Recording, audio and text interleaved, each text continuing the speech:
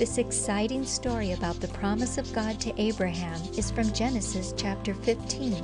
It teaches the lesson of trusting God by simple faith. Living our life purpose means trusting God and believing what He tells us in the Bible and in our hearts. This is what faith is. Abraham had that faith, and because of it, God changed his name from Abram to Abraham, meaning the father of many. This happened later in Abraham's life, so in this story, he's still called Abram. Now, let's get on with the story. God spoke to Abram in a vision. "Do not be afraid, Abram, for I will protect you, and your reward will be great." Abram protested, "Sovereign Lord, you have not given me any children. Only my servant Eliezer of Damascus will inherit what I have." "Eliezer will not inherit, but a son of yours will," God replied. God took Abram out to look at the night sky. "Look up at the sky and count the stars.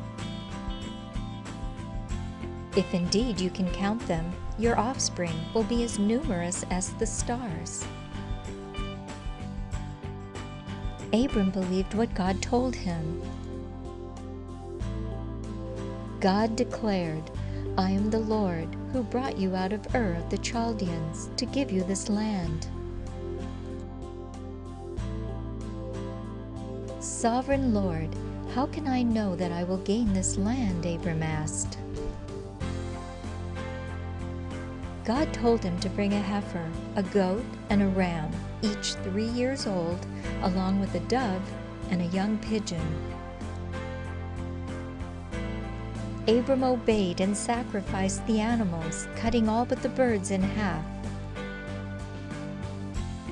He laid their carcasses on the ground, arranged them in halves opposite of each other. Birds of prey came down, but Abram drove them away. As the sun set, Abram fell into a deep sleep, and a dreadful darkness came over him. God warned that Abram's descendants would be mistreated as slaves in a strange country for 400 years. He explained that he would punish the nation that made them slaves and deliver them.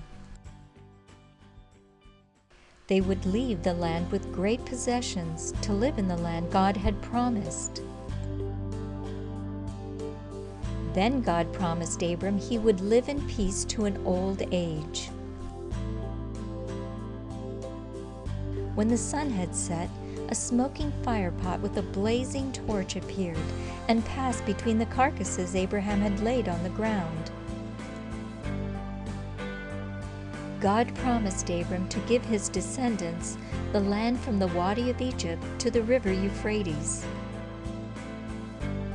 However, Abram and his wife Sarai became older and older without having a family of their own. The son God promised did not arrive, and Sarai became too old to have children. Would God keep his promise? How would Abram have descendants? This story will continue. You're going to learn from Abram the grace of God and His ability to help us live our life purpose, even when we make mistakes. God is always with us, guiding us and forgiving us when we ask. This is how God loves you.